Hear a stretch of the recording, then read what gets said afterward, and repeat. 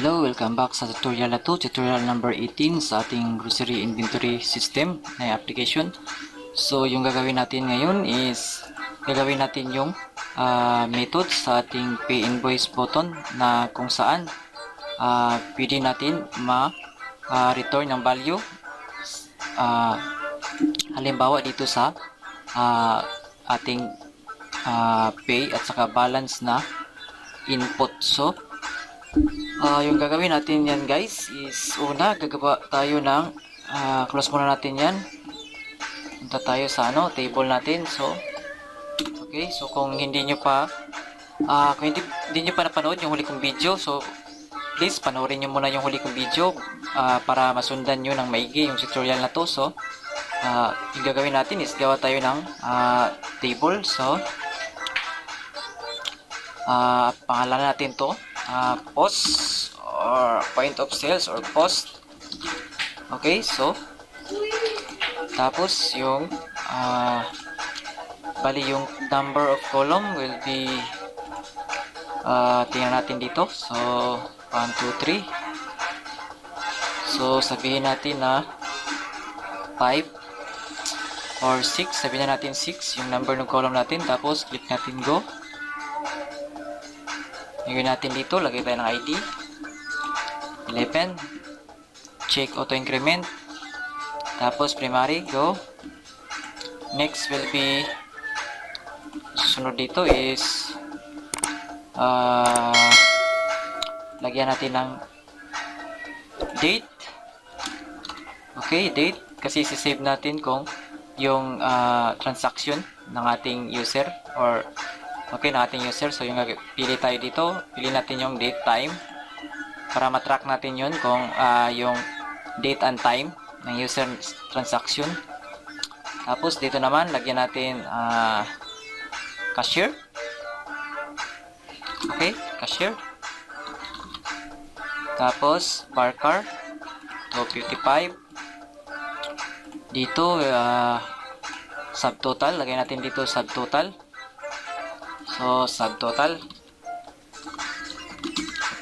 tapos integer 11, tapos p sabihin natin 11 at saka balance 11 din. Okay, so tapos pag okay na, click natin save. Okay, so click natin save. Okay, so tingnan natin yung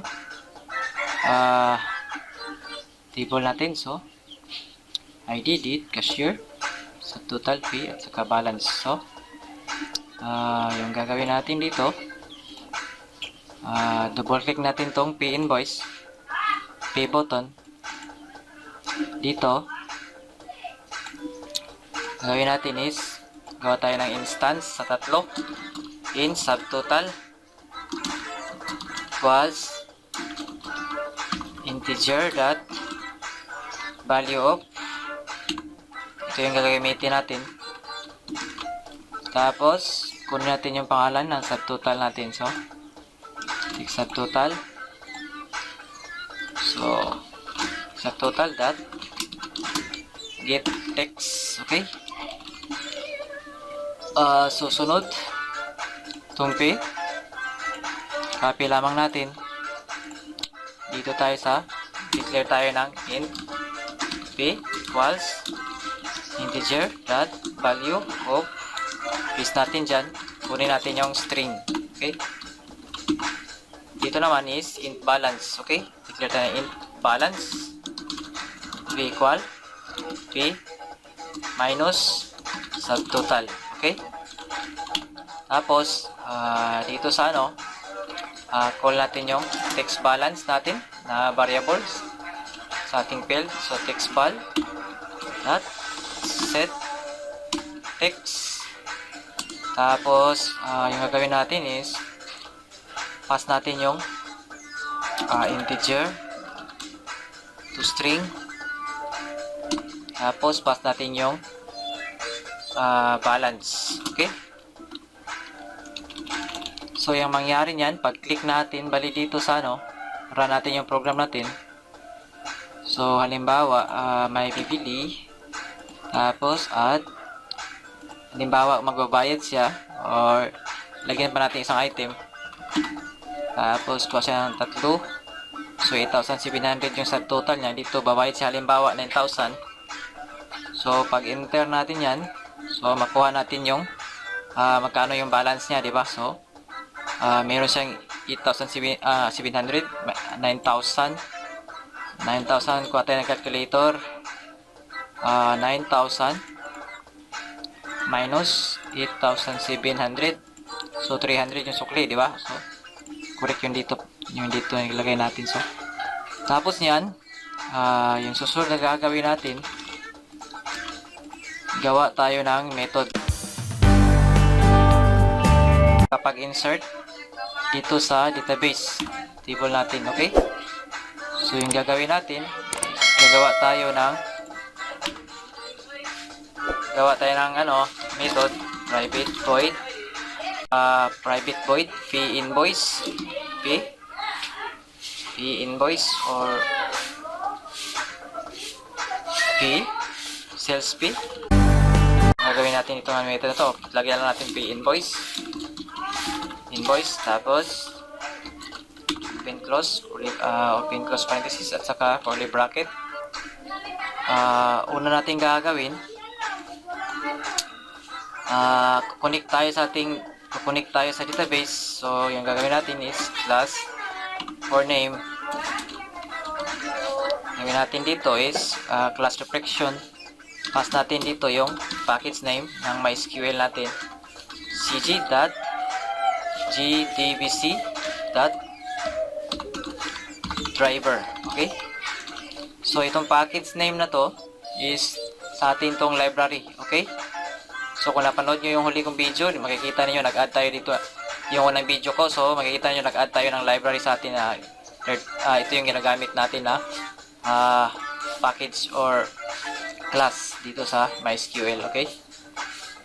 So, panoorin nyo na lang yung nakaraan kong video para masundan nyo ang tutorial na to. So, tapos niyan, lagyan natin dito kasi mag-i-error. Click natin yan. Click natin tong surround statement with try and cuts close. Okay? Tapos niyan, okay, susunod na gagawin natin is gawa tayo ng connection at assign natin yung driver manager natin to return the connection.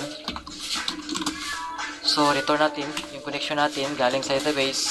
Tapos, yung username will be root.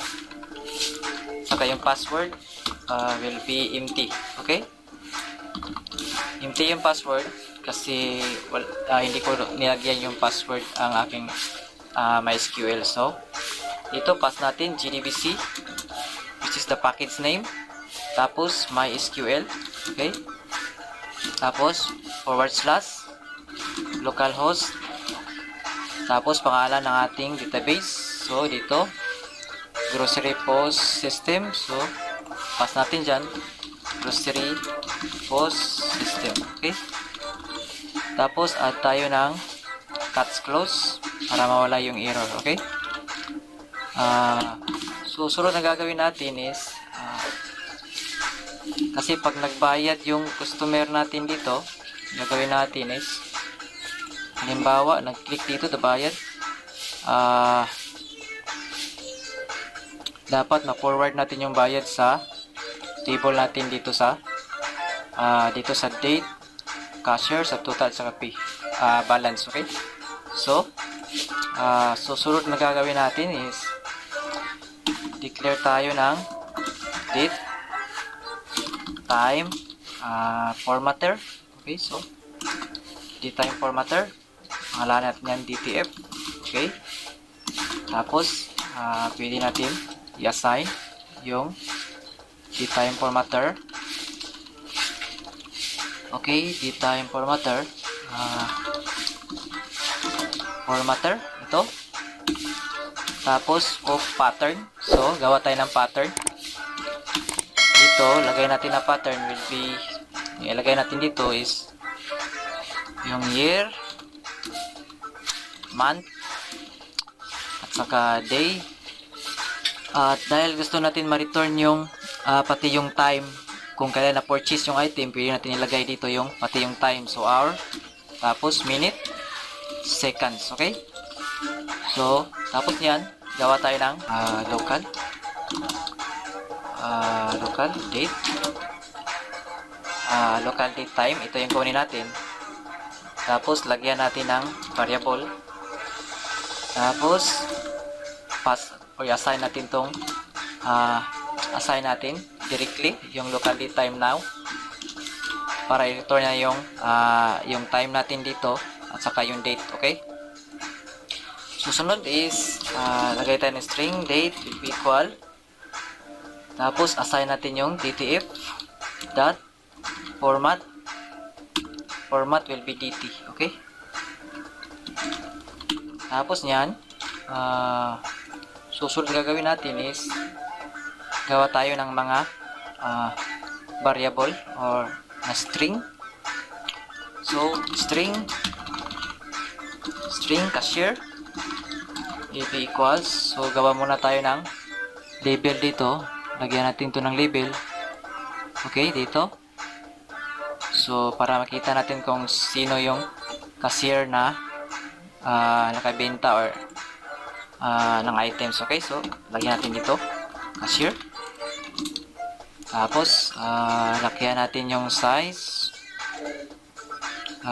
gawin natin 14, gawin natin bold, tapos okay. Yung variable palitan natin ng text cashier, okay. Ito kung kuha sa system pa. So, ibahin natin yung pangalan. So, text cashier. Okay. So, tapos kapihin natin yan. Variable niya. Balik tayo sa source. Lagay natin dito. Tapos, return natin yung string value. Susunod, yung susunod is subtotal P at saka balance. Okay. So, yung gagawin natin, int subtotal P equals, kunin natin yung variable na ating subtotal, copy natin yan, assign natin dito, tapos gawin natin is integer dot pwede natin sabihin value of, tapos pass natin dito, and then return string, okay. Tapos, yung susunod will be int p equals integer value of, tapos kunin natin yung variable name, Ctrl C, paste natin dyan, return natin yung string, okay. Next will be int balance, okay. Will be integer at value of, kunin natin yung variable ng balance natin, paste natin dyan, return natin yung string, okay. Okay, so dito yung gagawin natin is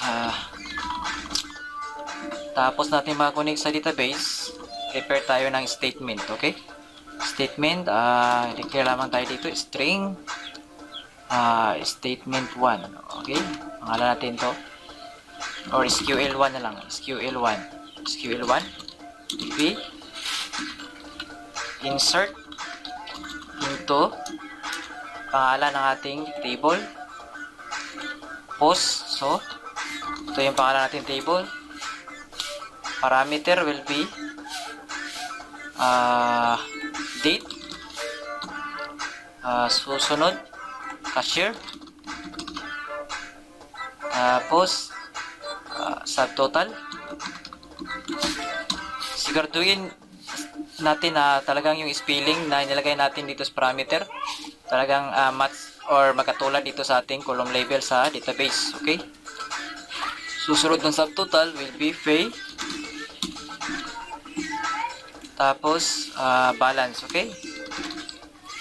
So dito natin ilagay yung data natin sa uh, ating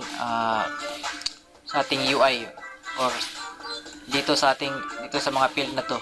Okay? Tapos niyan, lagay tayo ng values, ilang question mark, bali 5 to. Okay, so bali 5. Okay? Pagkatapos, statement, assign natin yung statement natin. Tapos, preferred statement. So, dito, pass natin dito yung SQL1. Dito naman, pwede nating i-return yung generated key. Okay? So, statement, object, dot, return. So, return generated key. Okay? Pwede tayo mag-declare dito ng int generated key or gen key 0.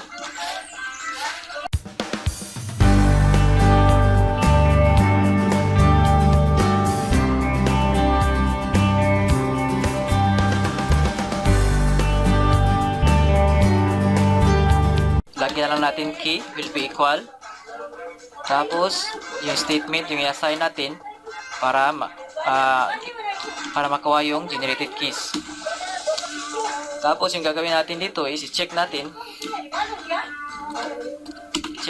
tong key, if key dot next.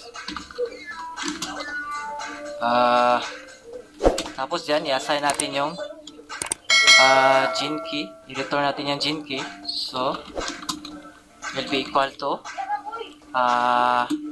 key. Okay? So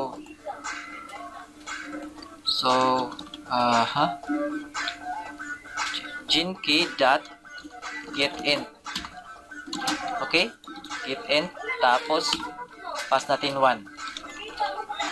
Okay, tapos yan, yung gagawin natin is declare naman tayo ng statement. So sabihin natin kay statement dot set string parameter index 1 will be the date. Copy paste natin yan. 2, 3, 4, 5. Okay. Tapos yung gagawin natin, palitan natin dito 2, 3, 4, 5. So 1, 2, 3, 4, 5. So pangalawa will be cashier. Tapos pangatlo will be subtotal. Gagawin natin dito is sit in.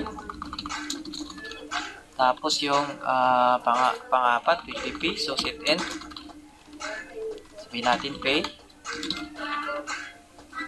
Panglima will be the balance. Okay? Sit in. Tapos dito balance.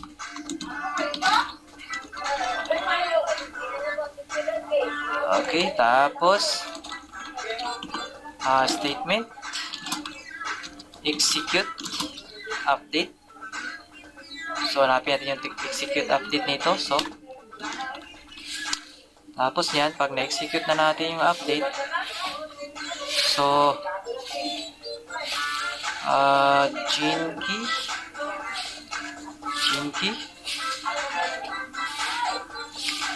So okay, try natin na i-run to. So try natin i-run kung ma-insert ba or ma-add man natin yun sa database natin. So halimbawa, mag-purchase siya ng 2 item, tapos another item, sabihin natin 3, 5. So bayad ng 15,000, tapos pay invoice. Okay, so tingnan natin sa database kung pumasok pa. Okay, so hindi pumasok kasi hindi natin natawag tong method natin sa yung gagawin natin dito sa post design, tawagin natin yung pay invoice sa